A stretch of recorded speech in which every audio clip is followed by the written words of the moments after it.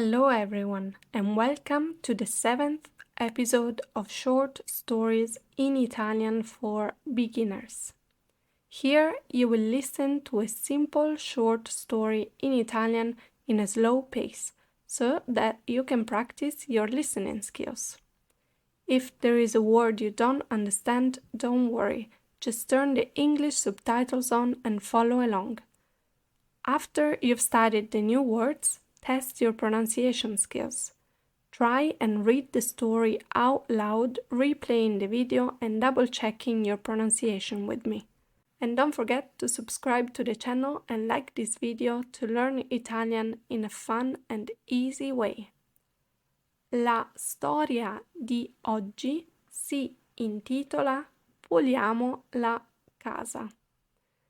Camilla oggi ha deciso di dedicarsi alla pulizia della sua casa.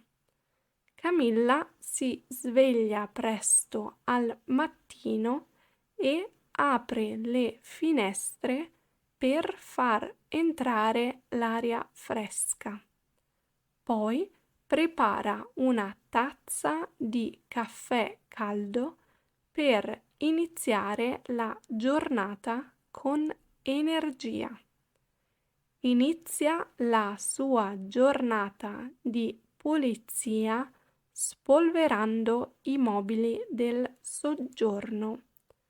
Prende un panno e con movimenti delicati rimuove la polvere dagli scaffali e dalla tavola.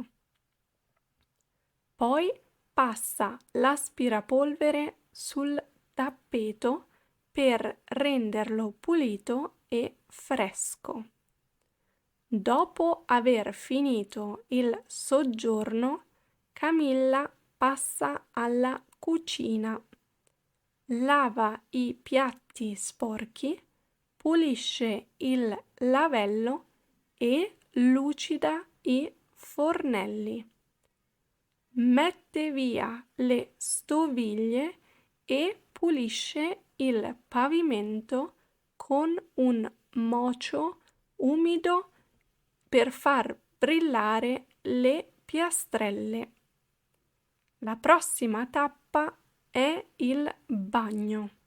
Camilla spruzza del detergente sul lavandino e sulla vasca da bagno e li strofina con una spugna fino a renderli lucenti. Pulisce anche lo specchio e sostituisce gli asciugamani usati con quelli puliti. Dopo aver finito con il bagno, Camilla si dedica alle camere da letto. Cambia le lenzuola, fa i letti e sistema gli oggetti sul comodino.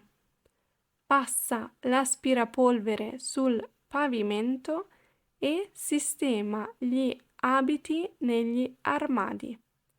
Infine accende una candela profumata e si gode un momento di meritato riposo dopo una giornata intensa di pulizie. Quando il sole inizia a tramontare, Camilla si sente soddisfatta del lavoro svolto.